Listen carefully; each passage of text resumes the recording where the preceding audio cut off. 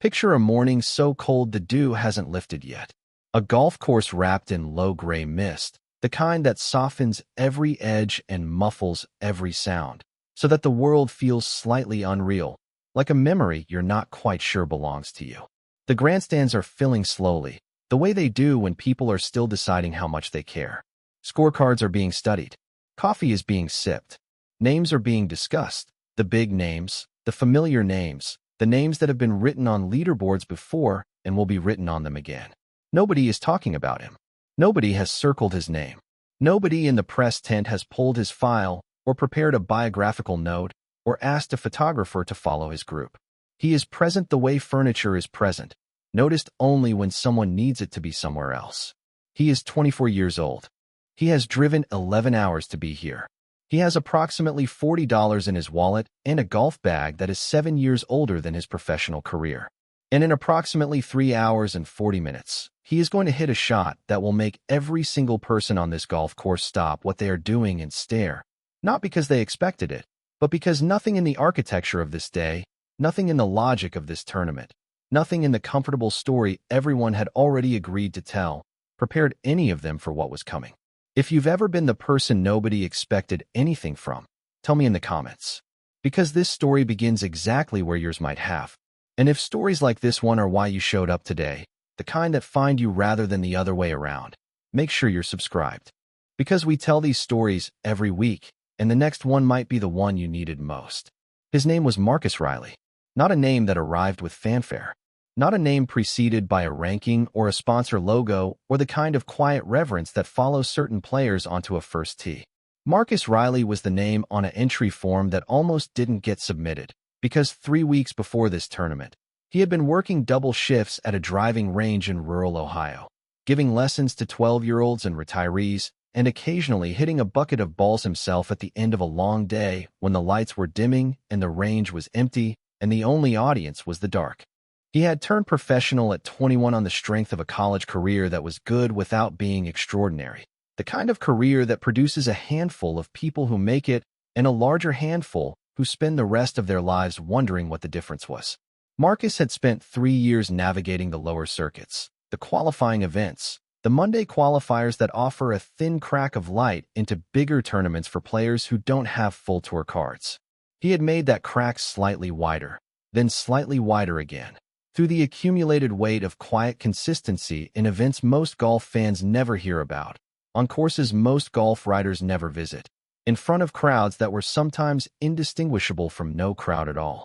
He qualified for this tournament, a nationally televised invitational held at one of the most storied private courses on the Eastern Seaboard, by finishing second in a regional qualifier on a Tuesday morning in light rain, watched by 17 people, including 2 groundskeepers, and a woman walking her dog along the boundary fence who stopped for 3 holes before moving on.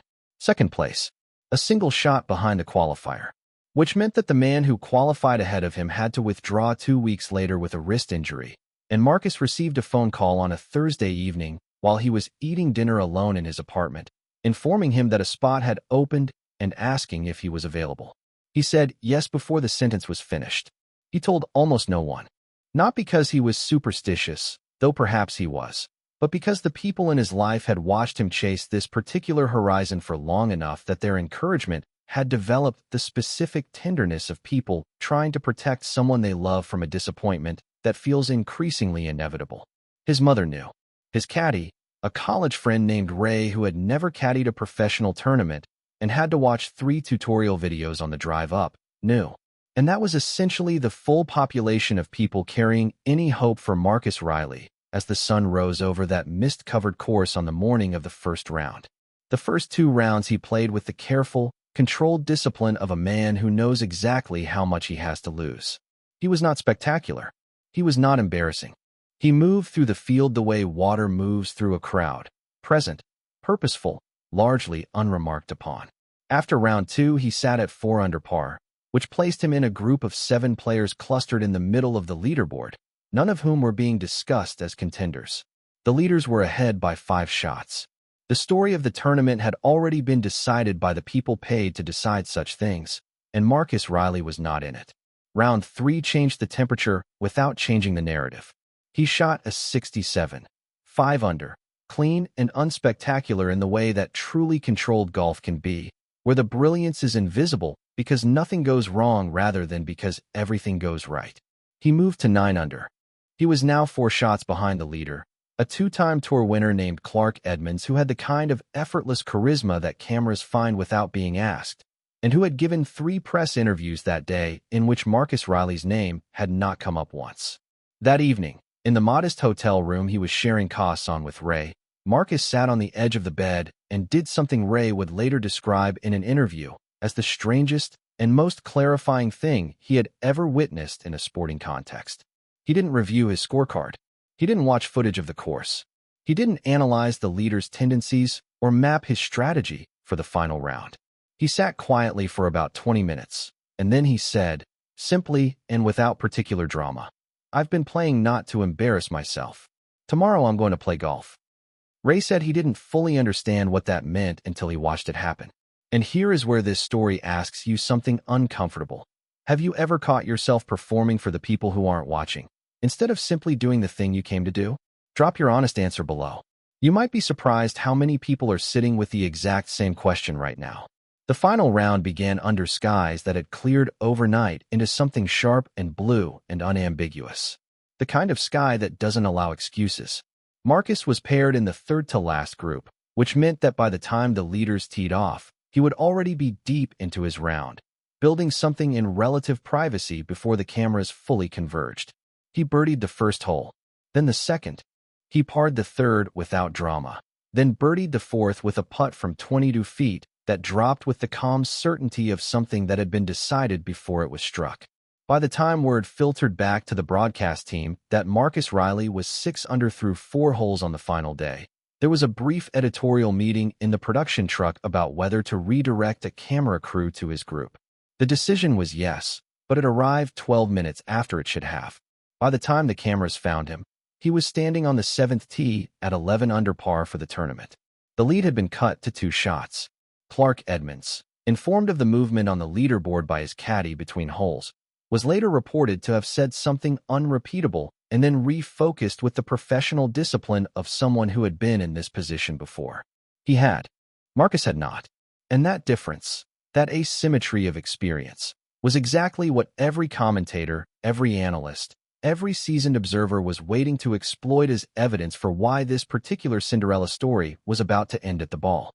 The 7th hole at this course is a par 5 of 498 yards, with a fairway that bends slightly right around a bunker complex before opening to a wide, undulating green guarded front left by a collection of pot bunkers so deep that players who find them often need to pitch backward rather than forward just to escape. The hole is not considered the most difficult on the course. It is considered the most psychologically complex, because it presents options, and options under pressure are often more dangerous than obstacles. Marcus hit his drive long and slightly left, leaving himself 204 yards to a front left pin that was positioned, as if by deliberate cruelty, directly above the deepest of the pot bunkers. The conventional play, the intelligent play, the play that protects a 2-shot deficit and keeps the round alive, was to land short of the bunker complex, take a certain par, and keep the pressure on the leaders through the back 9. His caddy Ray, working off the tutorial videos and 3 days of accumulated course knowledge, looked at the yardage book, looked at the pin, and said what Pete had said the week before at another tournament on another course to another overlooked player standing at the edge of something significant. He said, "Play safe, Marcus. You've got 9 holes left." Marcus looked at the pin for a long time. Then he looked at Ray. Then he said something that Ray has since repeated in every interview he has ever given about this day. He said, "Safe got me here. Let's see what else can." What he did next requires a moment of silence before it can be properly described. Because what he did next was not just a golf shot. It was a declaration. He took a 6-iron, a club selection that made the 2 caddies in the adjacent group visibly react, because a 6-iron to that distance, to that pin, over that bunker, in the wind that was now building from the left, was the kind of choice that looks either genius or catastrophic with almost no available middle ground. He addressed the ball with a stillness that the camera operator later said made him hold his own breath. And he swung. The ball launched on a trajectory that was lower than expected, boring, penetrating, cutting through the wind rather than riding it. It flew directly at the left edge of the bunker complex on a line that made the broadcast commentator audibly tighten as he tracked it, because for 2 full seconds the ball appeared to be heading straight into the deepest pot. Then, as if it had received new instructions in mid-flight, it reached its apex and began to fall with a sharpness, a precision, that separated it from every other shot hit on that hole that week. It pitched 6 feet short of the flag, on the firm surface of the upper green, and released forward in a slow, unhurried roll that consumed approximately 3 seconds of broadcast time and approximately 30 years of accumulated silence. It stopped 4 inches from the hole. The crowd noise that followed was not the noise of people celebrating a great golf shot. It was the noise of people who have just had their story rewritten without permission and are trying to locate their feelings before their feelings locate them. It was chaos of the most beautiful kind, the chaos of unexpected grace arriving in a place that had stopped making room for it. Marcus tapped in for eagle. He took the outright lead in a major national televised golf tournament for the first time in his professional life, standing on a green with a caddy who had learned his job from internet videos, wearing shoes that had been resold twice, representing nobody's marketing budget and nobody's agency roster and nobody's carefully managed narrative arc. He took off his cap and held it against his chest, and he didn't pump his fist or roar at the sky or perform any of the celebrations that fill highlight packages. He just stood very still for a moment with his eyes closed, in the particular posture of a person receiving something they had waited a long time to believe they deserved. If that image did something to you just now, if that stillness, that quiet receiving of a long overdue moment, touched something real, then this story earned that feeling. And it deserved it. He held the lead through the back 9. He did not make another eagle. He did not need to. He played the final 9 holes with a composure that the broadcast team, now fully committed to covering nothing else, described in terms usually reserved for veterans twice his age. He made 1 bogey on the 14th, which tightened the gap to 1 shot, and produced 20 minutes of genuine suspense before he answered it immediately with a birdie on the 15 that felt less like a response to pressure and more like a statement about how he had decided to play. He won by 2 shots. Clark Edmonds, to his considerable credit, was the first person to extend his hand on the 18th green. He held it for a moment before letting go, in the way people do when they want the gesture to carry weight. He said, loudly enough to be picked up by nearby microphones, "I don't know where you came from, but I'm glad I was here to see it." The press conference that followed was unlike most post-tournament press conferences, which tend to be exercises in gracious deflection and diplomatic cliché. Marcus answered every question with the direct, unguarded honesty of someone who had not yet learned to be careful with the media, because nobody had ever asked him to be careful before. When a reporter asked what he was thinking before that 6-iron shot on 7, he was quiet for a moment, and then he said something that has since been reproduced on motivational posters and coaching materials and the walls of golf academies in 4 countries. He said, "I was thinking about every range session I ever had alone at 10 o'clock at night. I figured all those shots had to have been building toward something. I decided this was the something." Marcus Riley won 2 more tournaments that season. He earned his full tour card. His name began appearing on leaderboards that people actually read on courses that cameras actually follow. The driving range in Ohio hired someone else. The golf bag was retired, not replaced, retired, because some things deserve to be honored for their service rather than simply updated. But the shot on 7 at that tournament, that 6-iron over the pot bunker to 4 inches, remained the fixed point around which everything else in his story orbited. Not because it was the most technically perfect shot of his career, though it may have been, but because of what it represented, because of what it cost to take it, because of what it required him to believe about himself in a moment when the world had not yet given him permission to believe it. The legends in any field are rarely the people who were always expected to become legends. They are far more often the people who were standing quietly at the edge of someone else's story, patient, prepared, and waiting for the moment when the course finally asked a question that only they knew how to answer. That is what Marcus Riley did on a clear blue morning on the 7th hole of a tournament nobody had written him into. He answered the question, completely, unforgettably, with a 6-iron, a borrowed belief, and 11 hours of highway behind him. The most dangerous thing about being overlooked is not what it does to your opportunities. It is what it slowly, quietly quietly does to your sense of what you are allowed to attempt.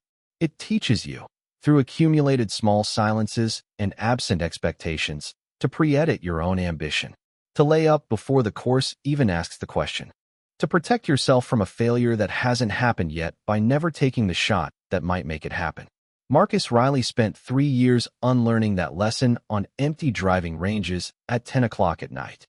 And then he spent one afternoon on a national broadcast reminding every person watching, every person who had ever been the name nobody circled, the story nobody told, the player nobody followed, that preparation in private is not wasted. It is stored, and it waits.